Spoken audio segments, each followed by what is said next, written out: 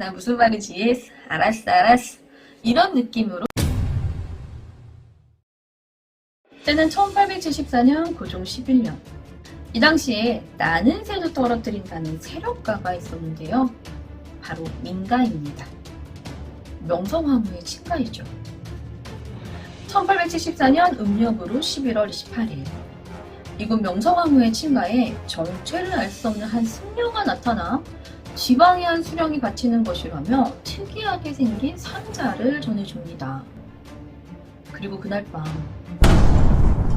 커다란 폭발음과 함께 집이 무너져 내렸고 이곳에 머물고 있던 가족이 사망하게 됩니다.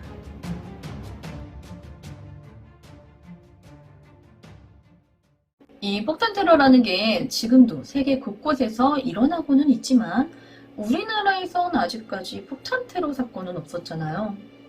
그만큼 지금 당장 일어난다고 해도 전대미문이었으리 폭탄 테러 사건이 조선시대, 그것도 조선 최고의 세도가 집안이었던 이 민가에서 폭탄 테러 사건이 일어났다고 하면 믿을 수 있겠어요? 그런데 실제로 이 폭탄 테러가 일어났고 범인으로 지목된 사람은 매우 충격적인 인물이었습니다. 자, 그렇다면 근대사에도 없는 이 한국 최초의 폭탄 테러 미스테리 한번 알아보도록 하겠습니다. 잠시 이걸 먼저 보여드릴게요. 명성황후의 가문, 바로 민가의 가족도인데요. 매우 복잡하죠. 다른 건 그냥 넘기고 여기 민치록, 민치산, 민치굿줄 붙어볼게요. 우리가 잘 아는 명성황후는 민치록의 딸입니다. 외동딸이었죠. 그리고 여기 끝쪽에 민치구의 자손들을 보면 민승호, 민경호, 그리고 여흥부대 부인이 있는데 이 여흥부대 부인이 흥선대원군의 부인이고 이들 사이에서 고종이 태어났죠. 그리고 이 고종이 누구와 결혼을 해요? 명성황후입니다. 그러니까 다들 먼 사촌뻘들인 거예요. 명성황후가 국모가 되기 전 비록 정치적인 이유였지만 민가에서는 명성황후를 고종의 왕비로 내정을 시켰고 이것 때문에 현직상의 간택에 나가야 하긴 했는데 아버지인 민치록을 진작의 여인인 명성황후는 자신의 보호자가 될 남자 혈육이 없는 거예요. 그래서 자신의 보호 명목으로 먼 사촌뻘이었던 민승호를 돌아가신 아버지의 양자로 삼으며 입적시켜요. 그러니까 호적상 명성황후의 친오빠가 된 거죠. 자, 이렇게 되면 족보가 보이기 시작하는데요. 원래 흥선대원군의 처남이자 고종의 외숙부였던 사람이 민치록의 아들이 되면서 명성황후의 오빠이자 고종의 처남이 된 거예요. 그래서인지 민승호는 과거에 급제한 후 승진 속도가 상당히 빠른 편이었고 여기에 명성황후가 왕비가 되면서 이조참이 호조참판을 거쳐 판서에까지 직위가 오릅니다. 이 판서가 정이품이니까 지금으로 치면 장관급의 자리에 오른 거예요. 민승호는 명성황후의 오빠라는 위치에서 이 세도가 민씨 가문에서도 수장으로 자리매김합니다. 그런 민승호에게 1874년 11월 28일 정체를 알 수 없는 한 승려가 지방의 한 수령이 바치는 것이라며 특이하게 생긴 상자 하나를 전해주는데요.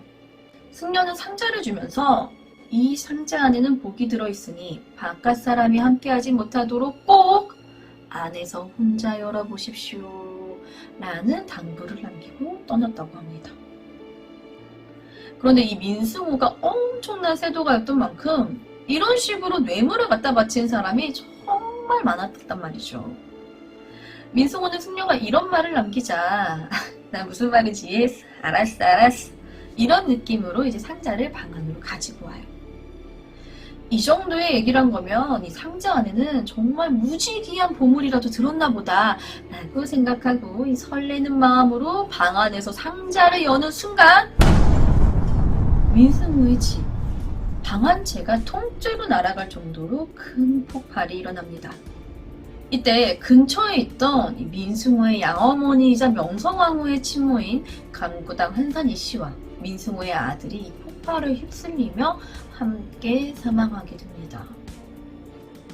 이 민승호가 사망하기 직전에 온몸이 막 시커멓게 타들어가서 말도 하지 못한 채로 죽어가면서 우명궁 쪽을 두세 번 가리켰다고 합니다.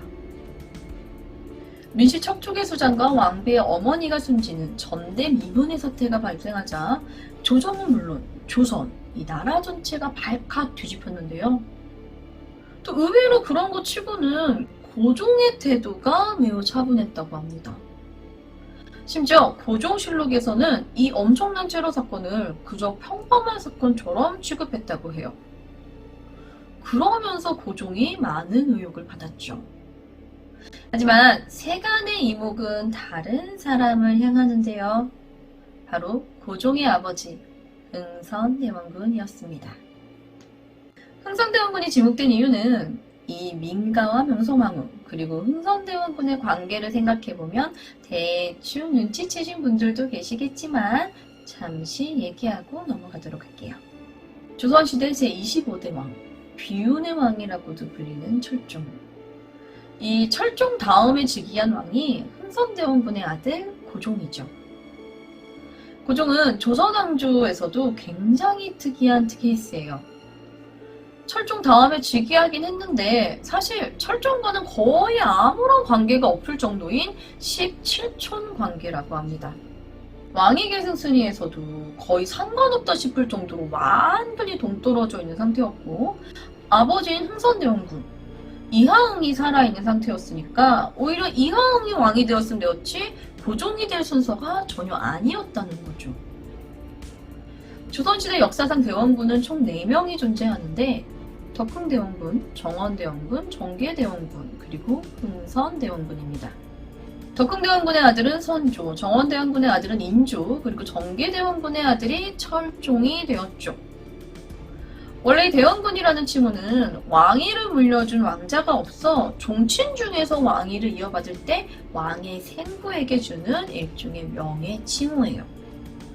그런데 흥선대원군은 자신이 아닌 자신의 아들을 왕으로 만듦으로써 처음이자 마지막으로 죽지 않고 살아있는 대원군이 된 겁니다. 이렇게 되니까 신하들도 난감해지죠. 왕위에 아버지가 있는데 왕의 아버지가 왕은 아니고 그렇다고 왕대접을 하자니 왕은 따로 있고 이 혼란스러운 시기 고종 집권 초기부터 조정이 이상하게 흘러가기 시작합니다. 우리가 조대비로 잘 알고 있는 이 신정왕후 흥선대원군이 사실 고종이 즉위하기 전부터 이 신정왕후에게 잘해서 신정왕후가 고종을 자신의 양자로 들이게 되며 철종이 사망한 후 자기의 아들로 입적한 고종을 왕으로 세워준 건데요. 그러면서 고종이 왕이 될 수 있었던 거예요. 그렇게 고종이 왕권을 잡자 바로 이 흥선대원군과 조대비가 둘이서 수렴청정을 하게 되면서 권력을 잡게 된 거죠. 이 흥선대원군의 얘기를 보면 시아버지 흥선대원군과 며느리 명성황후의 사이가 굉장히 좋지 않았다는 건 다들 아실 텐데요. 대원군이 가장 걱정하는 것 중 하나가 바로 이 나라의 왕후를 누구로 삼을 것인가 였습니다. 고종이 왕이 되기 전까지 안동김 씨의 세력이 계속해서 클 수 있었던 이유가 바로 정조 이후의 모든 왕조의 왕비를 안동김 씨가 독점하게 되면서 왕의 장인이라는 배경을 등에 업고 세도 정치를 할 수 있었던 것을 누구보다 잘 알고 있던 이 흥선대원군이었기 때문에 이 패단을 처음부터 뿌리 뽑으려고 한 겁니다. 그래서 비교적 가문 배경이 없는 곳을 찾는데 그러고 보니 자신의 부인의 가문인 영민씨 쪽이 딱 적합한 거예요. 그리고 여기서 왕비를 만들어내니 바로 명성황후입니다. 당시 흥선대원군이 명성황후를 선택한 배경에는 부인 가문인 것도 있지만 아버지도 남자 형제도 없으니 안동김씨처럼 나란 일에 나설 수 없어서 굉장히 고분고분할 거라고 생각했기 때문이었는데요. 이게 잘못된 판단이었죠. 명성황후는 자신이 왕비로 내정되자 먼 친척벌의 민승호를 자신의 오라비로 입적시켰고 친척들을 대거 관직으로 진출시켰죠. 그리고 고종이 집권한 후 10년간 거의 왕처럼 권력을 휘둘렸던 이 흥선대원군은 고종이 성인이 되자 자연스럽게 수렴청정의 자리에서 물러나야 했는데 흥선대원군은 이걸 놓치지 않으려고 여러 번의 쿠데타까지 시도해요. 하지만 결국 그의 나이 53, 1874년에 고종에게 모든 걸 내어주고 결국 자리에서 내려오게 됩니다. 이 수렴청정의 자리에서 물러날 때쯤부터 명성황후와 사이가 원래도 안 좋았던 게 더욱 악화되는데요. 흥선대원군이 보기에는 명성황후가 다른 친척들을 끌어들이면서 외척들에게 정치를 맡기고 고종과 자기 사이를 이간질해서 자신을 몰아냈다고 생각했기 때문입니다. 자, 이렇게 흥선대원군이 이를 빠득빠득 깔며 권력을 내려놓게 되니까 이제 누가 권력을 잡느냐? 바로 명성황후의 양오라버니인 민승호였습니다. 사정이야 어떻든 흥선대원군의 처남이자 명성황후의 오빠이자 고종의 처남이자 외숙부인 사람이잖아요. 모든 권세가 그에게 집중되었고 그 역시 예전 안동 김씨 가문의 권세가들이 그랬던 것처럼 권력의 맛에 취하며 온갖 부정부패를 저지릅니다. 그럼 그가 이런 권력의 달콤함에 취한 지 1년도 채 되지 않아 폭탄 테러로 사망하게 된 겁니다. 금모의 가족이 상상도 못할 방법으로 살해를 당했으니 온 나라가 뒤집히죠. 그런데 민승호가 죽기 전 말도 못한 상태로 손으로 운현궁을 가리켰다는 건 무엇을 의미하는 것일까요? 아마도 운현궁에 사는 사람이 그랬어! 였던 것은 아니었을까요? 운현궁은 흥선대원군의 사저입니다. 민승호가 지목한 범인은 흥선대원군이었다는 거죠. 사람들은 흥선대원군을 의심했어요. 폭탄테러 사건 이전 같은 해인 1874년 봄, 민승호의 집에 원인을 알 수 없는 화재 사건이 일어났었어요. 그리고 11월에 이 폭발 사고로 목숨을 잃었죠. 그리고 얼마 후 평소 민승호와 가깝게 지내던 흥인군의 집에서 똑같이 원인을 알 수 없는 화재가 발생하게 됩니다. 이 민승호와 흥인군은 흥선대원군의 실각 과정에서 고종의 편에 선 가장 핵심적인 인물 둘입니다. 그러니까 대원군 입장에선 이들이 자신을 배신하고 나를 몰아냈다 여겨 이런 사건들을 일으켜 살해하려 한 게 아니냐는 소문이 떠돌기 시작하죠. 명성황후도 이를 빠득빠득 깔았고 나라가 떠들썩했던 이 사건에 태연했던 한 사람이 누구였다고 했죠? 바로 고종. 이상하게도 이 사건에 고종은 가장 유력한 용의자였던 대원군을 수사한다거나 조사하는 등의 움직임을 전혀 보이지 않습니다. 단지 이 흥인군의 집 화재 사건의 범인으로 장씨라는 사람이 체포가 되는데 이 장씨는 대원군과 매우 가까운 신철균이라는 사람의 운객이었다고 합니다. 당시에 별다른 혐의점이 없어서 풀어주기는 하는데 폭탄 사건 이듬해인 1875년 다시 한번 흥인군의 집에서 화재 사건이 일어났고 이때 고종이 장씨를 다시 한번 잡아와요.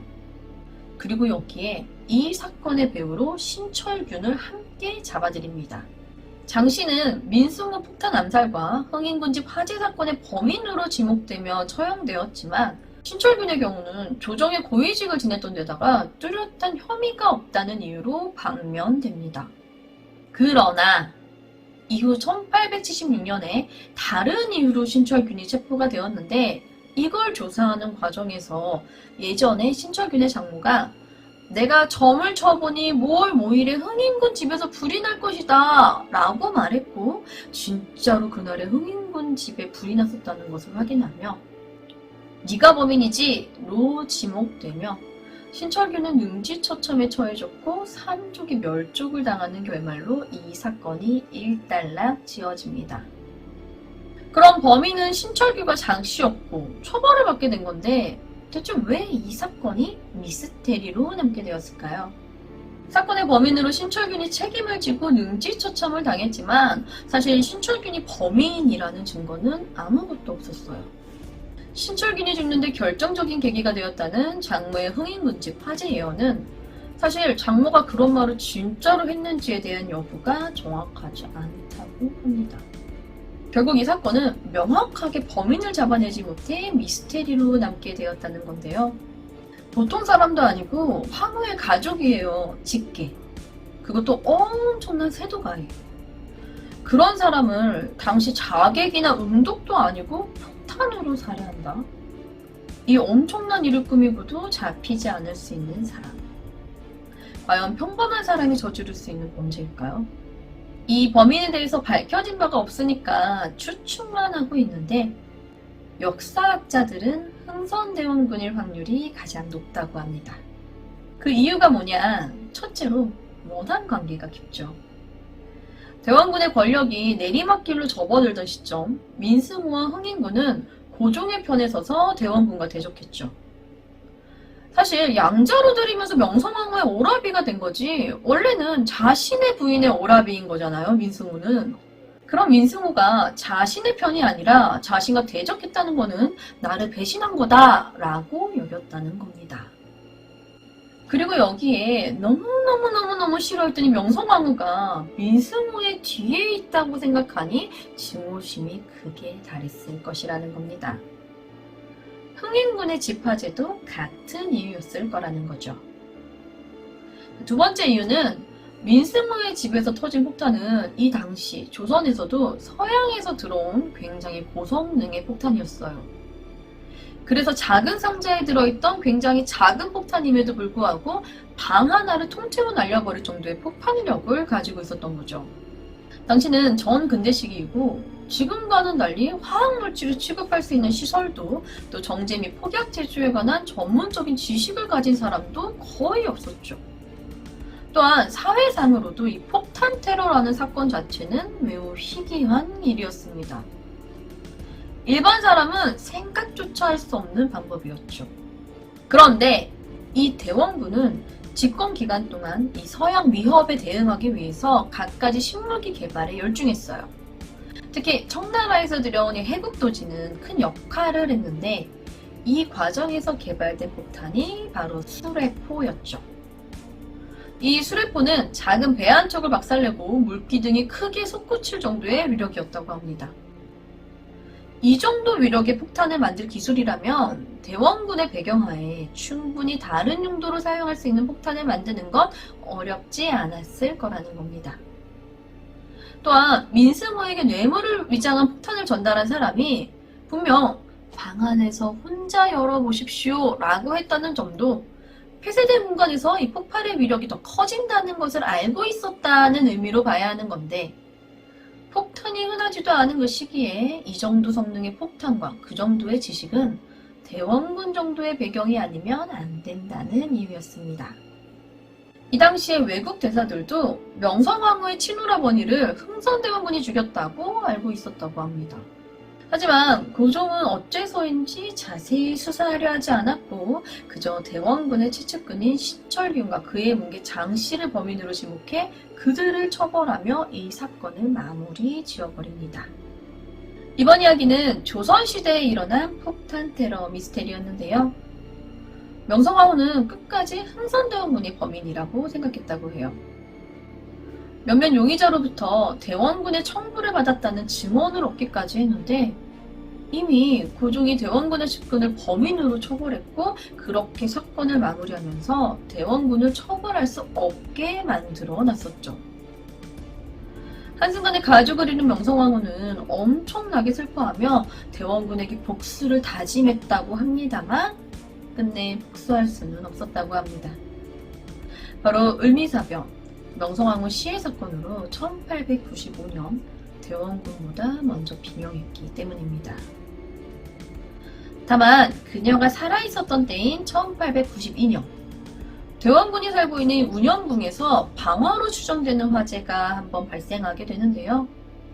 이게 명성황후의 보복이라는 추측은 있었지만 이 역시도 진범은 잡지 못했다고 합니다. 전대미문의 조선시대 폭탄 테러 미스테리. 심증은 가지만 물증이 없는 이 사건에 여러분들은 누가 범인이라고 생각되시나요? 준비한 이야기는 여기까지입니다. 저는 뉴스패치의 유스였습니다. 감사합니다.